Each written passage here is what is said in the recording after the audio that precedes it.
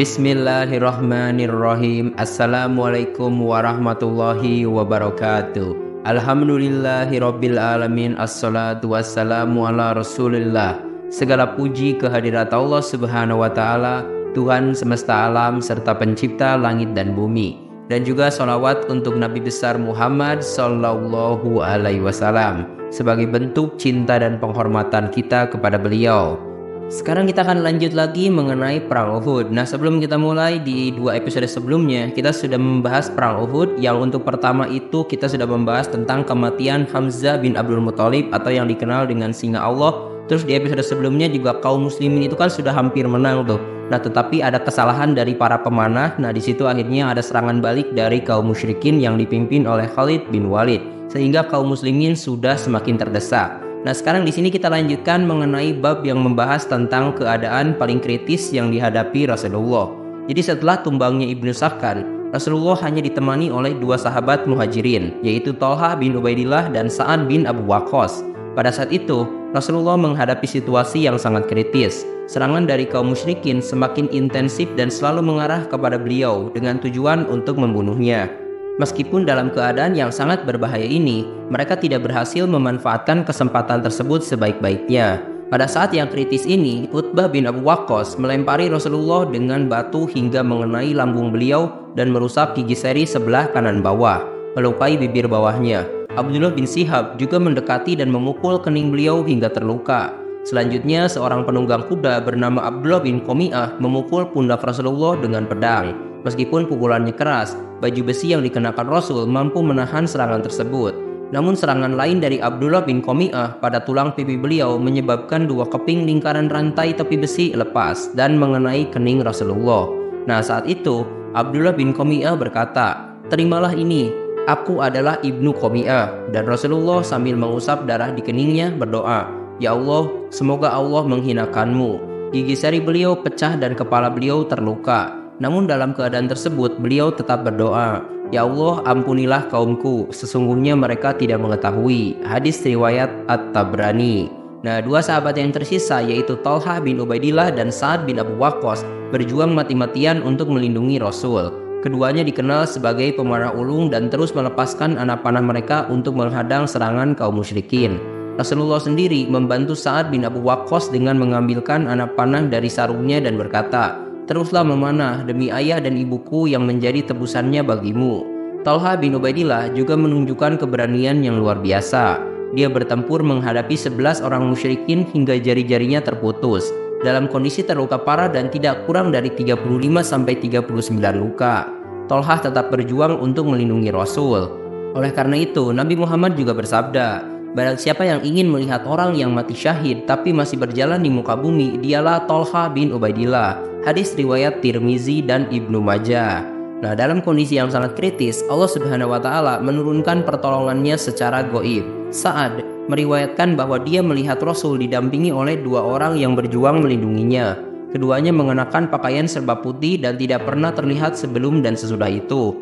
Menurut beberapa riwayat, mereka adalah malaikat Jibril dan Mikail. Hadis riwayat Bukhari dan Muslim. Ketika Rasulullah terluka parah dalam Perang Uhud, situasi di medan pertempuran berubah sangat cepat.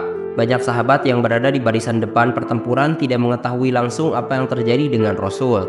Ketika mereka akhirnya mendengar seruan dan menyadari situasi kritis yang dihadapi Rasulullah, mereka segera berusaha mencapai posisi beliau.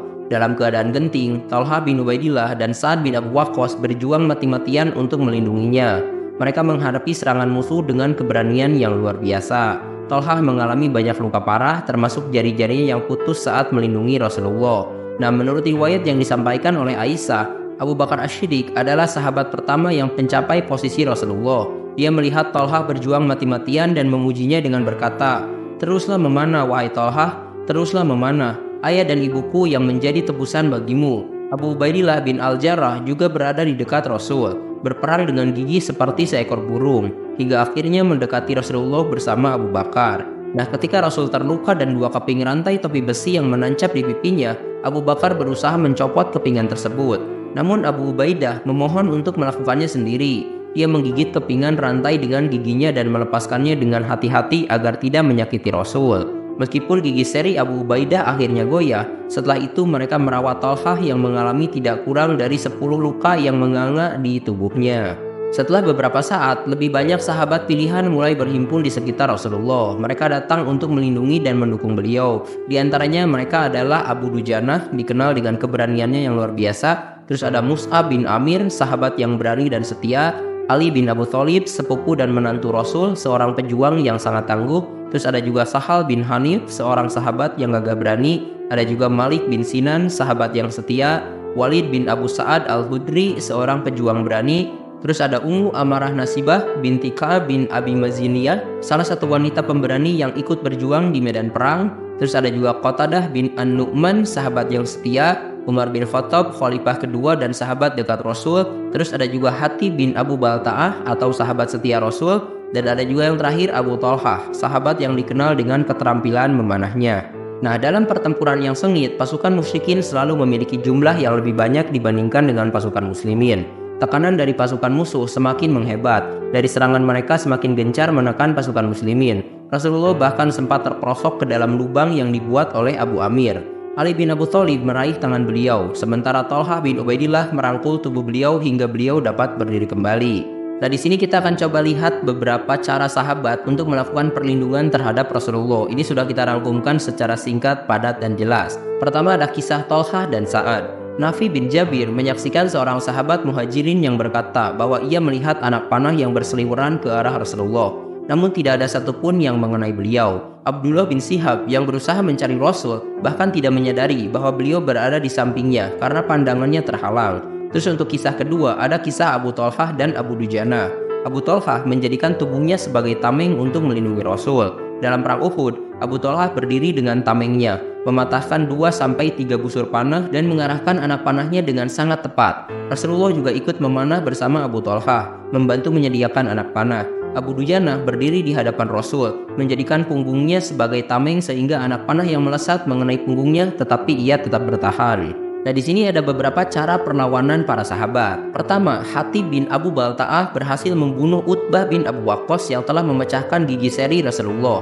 Hatib mengambil kuda dan pedang Utbah setelah membunuhnya. Terus perlawanan kedua dari Sahal bin Hanif, seorang pemanah ulung, berjanji kepada Rasul untuk berperang sampai titik darah penghabisan. Ia menerjang barisan musuh dengan penuh keberanian. Terus untuk Qatadah bin An-Nu'man, mata Qatadah terkena panah hingga tembus ke pipinya. Rasulullah mengobati lukanya dengan tangan beliau, dan pandangan mata Qatadah bahkan menjadi lebih baik setelahnya. Terus untuk yang keempat itu ada Abdurrahman bin Auf, itu mengalami luka parah dengan lebih dari 20 luka menganga di tubuhnya, termasuk satu di kakinya yang membuatnya pincang. Terus yang kelima ada Malik bin Sinan, itu menghisap darah yang mengalir di gigi seri Rasulullah, dan beliau bersabda, barang siapa yang ingin melihat ahli surga, maka lihatlah lelaki itu, Malik bin Sinan, kemudian meninggal sebagai syahid. Terus di sini ada juga kisah inspiratif dari Ummu Umarah, seorang wanita pejuang, mengejar Ibnu Qaimah dan berhasil melukainya meskipun Ibnu Qaimah berhasil melarikan diri karena dilindungi oleh 2 baju besi yang dikenakannya. Ummu Umarah terus bertempur meskipun tubuhnya mengalami 12 luka yang menganga. Terus ada juga Mus'ab bin Umair yang melindungi Rasulullah dari terjangan Ibnu Qami'ah dan rekan-rekannya. Mus'ab memegang bendera perang yang kemudian dialihkan dari tangan kanan ke tangan kirinya setelah tangan kanannya terputus. Akhirnya Mus'ab mempertahankan bendera dengan pundak dan lehernya hingga ia terbunuh sebagai syahid. Ibnu Qami'ah menyangka bahwa Mus'ab adalah Rasulullah dan berteriak bahwa Muhammad telah terbunuh. Nah, teriakan Ibnu Qami'ah yang mengabarkan kematian Nabi itu segera tersebar di antara pasukan musyrikin dan muslimin. Kabar ini membawa beberapa dampak yang signifikan. Untuk dampak yang pertama itu pengaruh terhadap kaum muslimin. Jadi pasukan muslimin mengalami penurunan semangat yang drastis. Mereka terguncang, barisan menjadi centang perenang, dan semangat juang juga menurun tajam. Banyak sahabat yang berada jauh dari lokasi Rasul menjadi panik dan kebingungan. Terus dampak yang kedua, pengaruh pada pasukan musyrikin. Teriakan tersebut membuat sebagian pasukan musyrikin merasa bahwa tujuan utama mereka hampir tercapai, sehingga serangan mereka sedikit mengendur. Nah, beberapa musyrikin disibukkan oleh pikiran mereka sendiri, membayangkan kemenangan yang dekat dan akibatnya mereka tidak fokus pada pertempuran. Setelah Mus'ab bin Umair terbunuh, Rasulullah menyerahkan benderanya kepada Ali bin Abu Thalib dan memimpin pertempuran dengan semangat yang tinggi. Beberapa kejadian penting yang sudah kita rangkumkan diantaranya yang pertama penyatuan pasukan muslimin. Ka'ab bin Malik melihat Rasulullah dan segera berseru bahwa Nabi masih hidup. membangkitkan semangat para sahabat. Namun Rasulullah meminta Ka'ab untuk diam agar kehadiran beliau tidak diketahui oleh musuh. Mendengar seruan Ka'ab, para sahabat muslimin berkumpul di sekitar Rasulullah, membentuk kelompok sekitar 30 orang. Terus untuk yang kedua, perlawanan terhadap serangan musyrikin. Utsman bin Abdillah bin Mughirah, seorang penunggang kuda dari kaum musyrikin, berusaha menyerang Rasulullah. Namun kudanya terperosok dan dia tersungkur. Al-Harits bin Simah segera memburu Utsman dan melukainya, sehingga Utsman dapat diringkus. Sedangkan Abu Dujanah yang pemberani dengan sorban merah di kepalanya memburu Abdullah bin Zabir dan berhasil membunuhnya dengan tebasan pedangnya.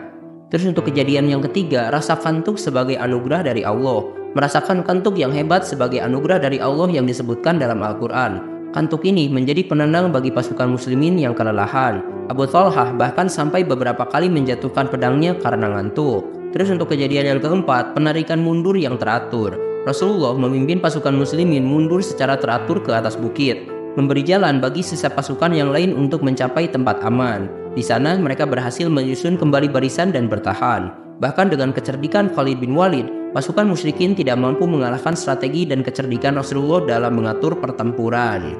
Menurut Ibnu Ishaq, ketika Rasulullah berlindung di balik bukit, Ubay bin Khalaf mendekati beliau dengan niat untuk membunuhnya. Ubay berteriak, "Di manakah Muhammad? Aku tidak akan tenang selama dia masih hidup." Ketika para sahabatnya bertanya, Rasulullah berkata, "Biarkanlah saja dia." Beliau kemudian mengambil tombak dari Al-Harits bin Simah dan dengan cepat memukulnya ke celah baju besi di selangkangan Ubay. Ubay jatuh di kudanya dan terluka parah. Nah, saat kembali ke Mekah, luka Ubay semakin memburuk. Meskipun luka tersebut kecil, ia merasa seolah-olah telah menerima pukulan fatal. Ubay berkata, "Demi Allah, Muhammad telah membunuhku." Meskipun orang-orang di sekitarnya mencoba menyaksikannya bahwa luka tersebut tidak terlalu parah, Ubay tetap percaya bahwa Muhammad telah meramal kematiannya di Mekah. Akhirnya, Ubay meninggal dunia dalam perjalanan kembali ke Mekah di Sarif. Nah, di sisi lain, ketika Rasulullah berusaha melewati gundukan pasir yang tinggi, beliau kesulitan karena mengenakan dua baju besi dan mengalami luka-luka yang menghambat gerakannya. Thalhah kemudian berjongkok dan membiarkan Rasulullah berdiri di pundaknya untuk mendaki gundukan tersebut. Saat itu Rasulullah bersabda, "Thalhah berhak atas surganya." Nah, setelah Rasulullah berada di tempat yang aman dan menjadi pusat komando, pasukan musyrikin melancarkan serangan terakhir untuk menghabisi orang-orang muslim, dipimpin oleh Abu Sufyan dan Khalid bin Walid. Mereka berusaha naik ke atas bukit. Rasulullah berdoa, "Ya Allah, semoga mereka tidak layak mengalahkan kita." Umar bin Khattab dan beberapa sahabat muhajirin segera menghadang mereka, sehingga mereka turun kembali. Dalam Al-Maghazi Al-Umawi disebutkan bahwa pasukan musyrikin terus berusaha mendaki gunung. Rasulullah meminta Sa'ad untuk menyerang mereka. Meskipun Sa'ad awalnya ragu karena merasa sendirian, Rasulullah mengulangi perintahnya hingga 3 kali. Sa'ad kemudian mulai menembakkan anak panah satu demi satu, hingga membuat musuh ketakutan dan mundur. Anak panah tersebut kemudian dianggap sebagai panah yang penuh berkah dan terus digunakan oleh keturunan Sa'ad dalam setiap peperangan. Setelah serangan terakhir pasukan musyrikin gagal dan mereka kembali ke markas, beberapa dari mereka masih sibuk di medan perang. Wanita-wanita Quraisy termasuk Hindun binti Utbah mencari mayat prajurit muslim untuk dicincang. Mereka memotong telinga, hidung, dan bagian tubuh lainnya dari mayat para syuhada. Hindun bahkan mencabik perut Hamzah bin Abdul Muthalib, mengambil jantungnya dan mencoba mengunyahnya. Namun tidak bisa menelan dan akhirnya memuntahkannya. Dia juga memotong telinga dan hidung Hamzah untuk dijadikan perhiasan. Terima kasih telah menyimak. Silahkan kirim dukungan kalian dengan klik tombol like, subscribe channel ini, dan bagikan juga ke teman-teman kalian. Semoga dengan membagikan itu kalian bisa mendapatkan pahala jariah dari video ini. Mohon maaf bila ada kesalahan. Wabillahi taufik wal hidayah. Wassalamualaikum warahmatullahi wabarakatuh.